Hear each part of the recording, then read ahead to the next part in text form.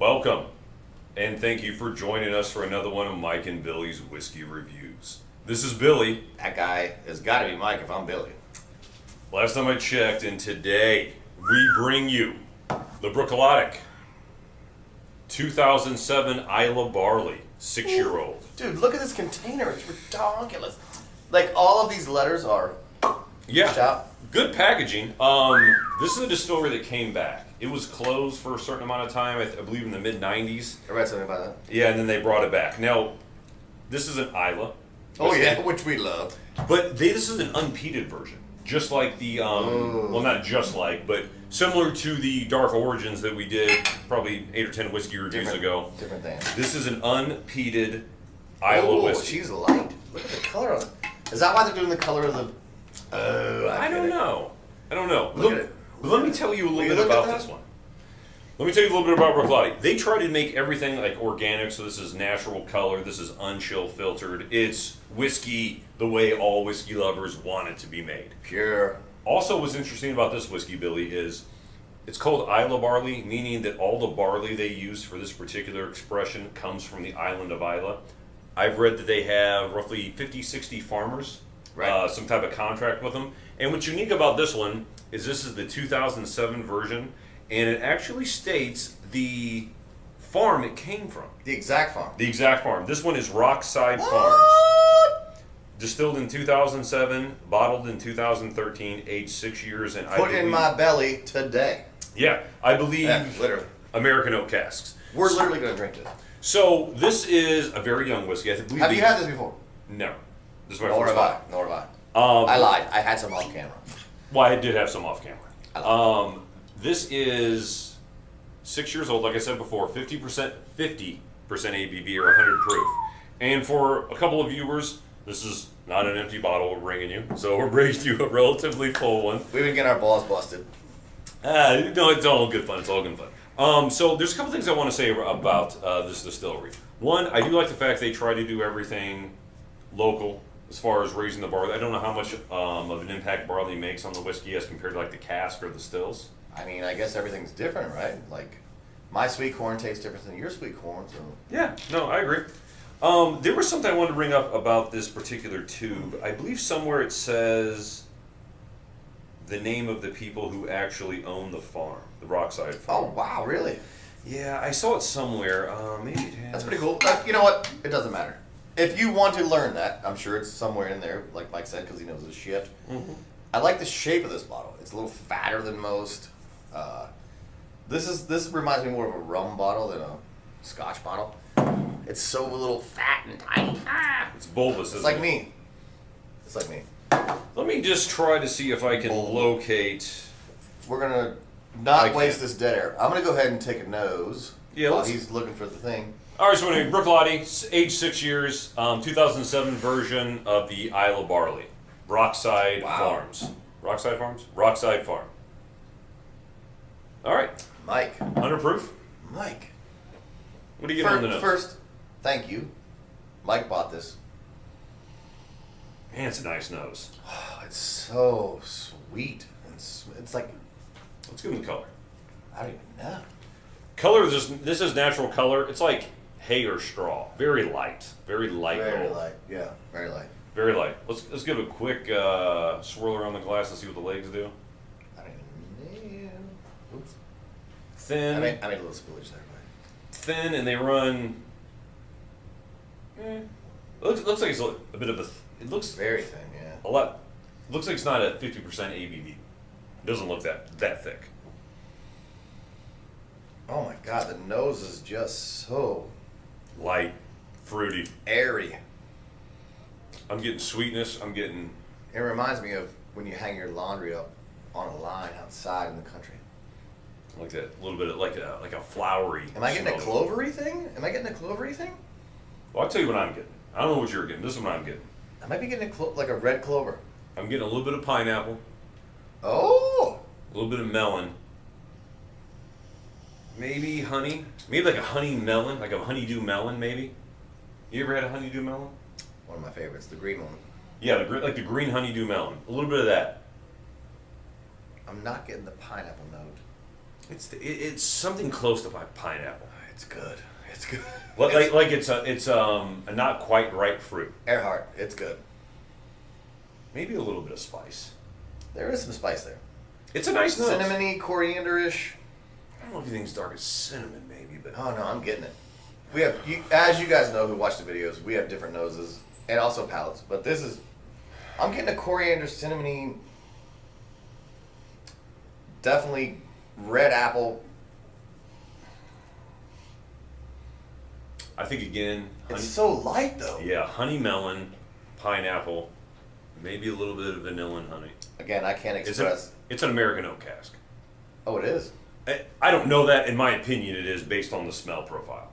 I believe. Oh, that's what you're picking up. That's Yeah. It's typical ex-American bourbon barrel flavors. It's a little bit of vanilla honey, not a lot of vanilla honey, but a little bit of vanilla and honey.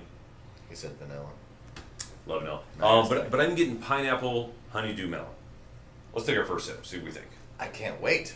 Let's do it. I cannot wait.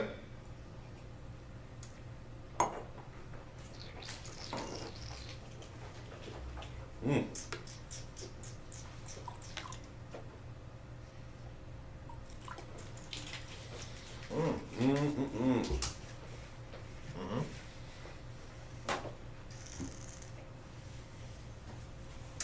Bit aggressive on the palate. Tingly. Very high alcohol. You Burning. get an alcohol burn with this. Probably because of the young age. Bit of an alcohol burn, but it kind of settles down.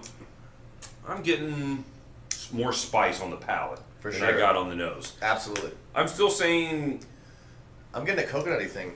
yeah, I'm getting something. I was gonna say vanilla, something white. Like maybe it is coconut. No. I can taste the barley though. Yeah, the barley for sure. Yeah, it's barley rich. And you know, when I started this video, I said I don't know how much effect barley has. I think in a light spirit, it's more prominent than say if it was a sherried whiskey or something, or a peated whiskey. There's almost like there's a little bit of heat. There's definitely heat. There's a little bit of heat there. There's a grainy characteristic to it. Yeah, that might be the barley. Like malt or barley. You know, almost tastes like.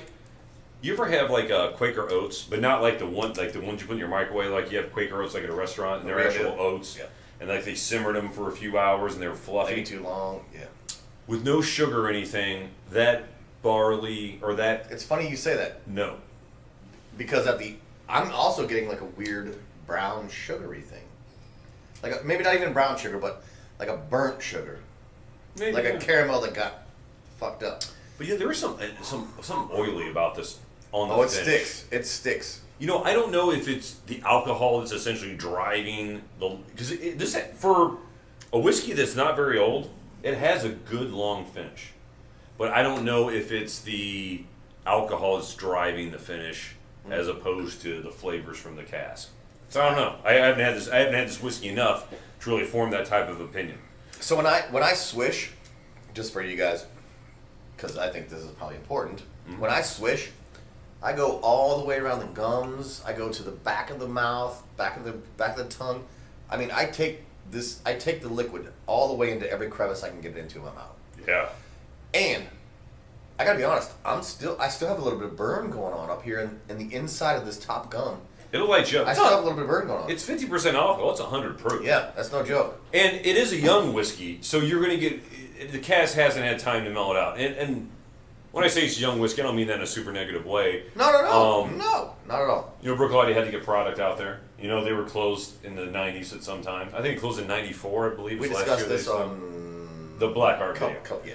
So, I understand that this is a relatively young whiskey. I necessarily wouldn't be turned off by that, but I will say this about it. It's reminiscent of a young whiskey on the palate, meaning some of the alcohol burn, but the nose is incredible.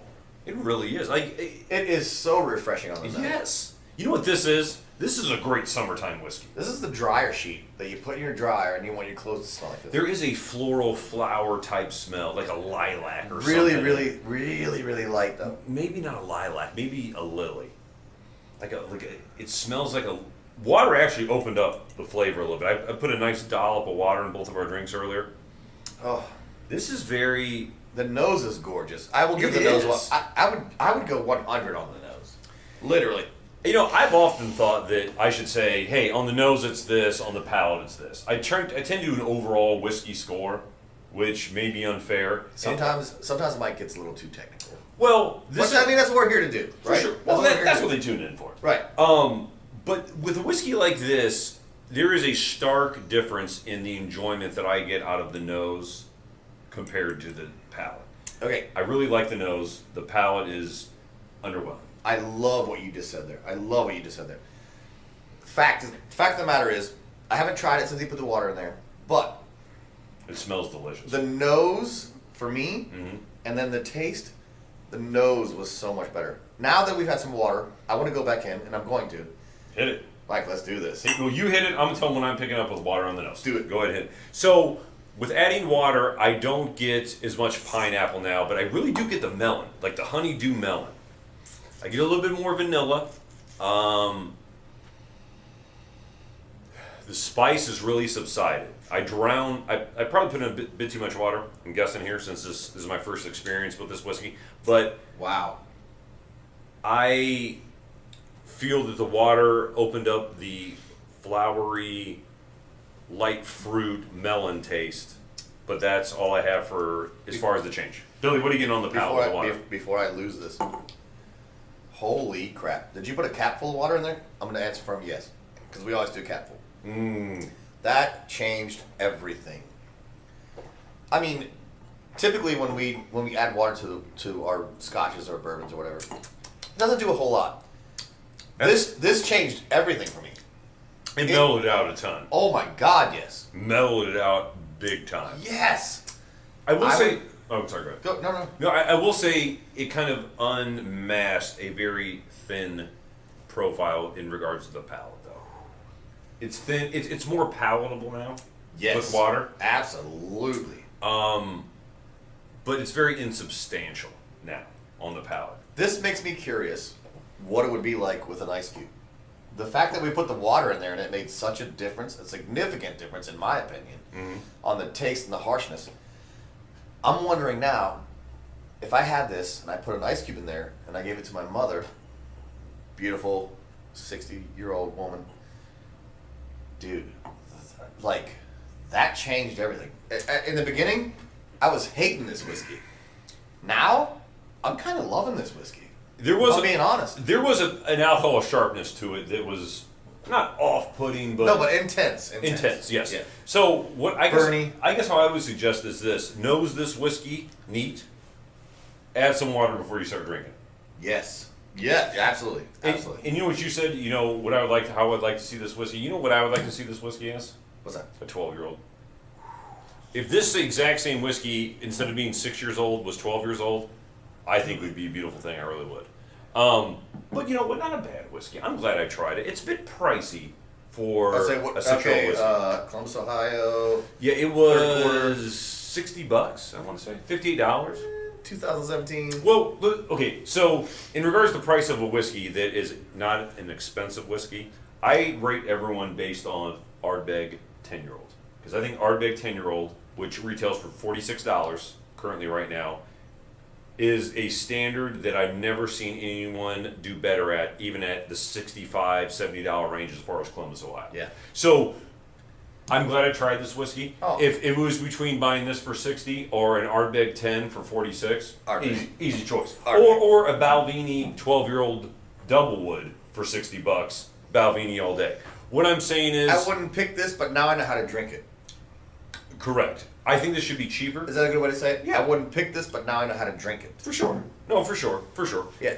And again, I'll enjoy this whiskey. This is a summertime whiskey. Oh, yeah. Summertime whiskey. Out, Earhart will enjoy it. You'll enjoy it. Out, hot weather.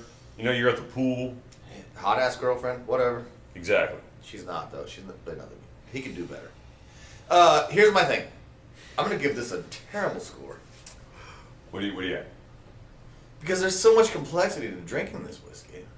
I think I'm at about an 87. I'm at an 85. That is a terrible score. If it was based just on the nose... I'm kidding. If it was based just on the nose, I would say closer to 90. But I have to take the palate into consideration. The palate is not impressive. I had to learn how to drink it. I had to learn how to. I had to evolve into the whiskey. That should not be a thing. Well, in all fairness, I put water in there that I thought would be sufficient, and I guessed correctly. Well, you did. As always. Whiskey team. First of all, drink. What are we doing? Wait. Oh, second of all, first, here's the thing. I'm glad Mike brought this today. I would never have bought this, obviously. But the fact that I had to learn how to drink it, because the first drink was not good, and the second drink was way better, that's off-putting. Like, I don't want to learn how to, I don't want to waste whiskey while I'm learning how to drink it. And, secondly... You have to do it that way sometimes. That's just how the it is how it is. But you know what? That's why you watch our reviews, so you learn how to do it and don't spend your money. Absolutely. I wish there was more reviews on this one. Here's the thing I should say. At this point, there's a little button where you can see it right below us. Down there somewhere. It says like. It says like. Just like. Cost you nothing. Literally cost you $0. If you like our videos, you can subscribe. You know, has anybody said anything about shirts? No, not one person. We asked you about shirts and no one has said anything. You want shirts with mine and his face on it? Or Amelia's. Earhart. They don't want her. Anyway. She's hot. Anyway. We want to thank you for joining us for another one of Mike and Billy's whiskey reviews. And as always, Billy, tell the people what we wish for them. Safely drink. Happy drinking. Happy drinking. Happy drinking.